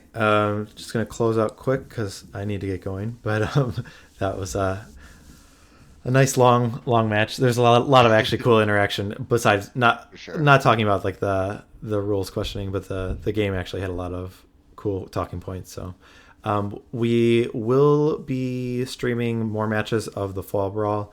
I have one scheduled later tonight in 8:30 p.m. Eastern, which is about 3.5 hours from now. That will be Dead Guy Ale against Devourer combo. And then I have another one scheduled for tomorrow. I think it's an hour earlier than what this one started, but I'll have to check. Just I'll be posting on the Facebook group if you're interested in watching those, and we'll hope to see you then. Do you want to add anything before we head out, Flint? No, just we'll see how this wraps up. Thanks for watching, everybody. Tune in for the other matches, and tune in for all the other good streamed pre-modern content that's coming out. All right. Thanks again, everyone. Thanks for watching. Take care.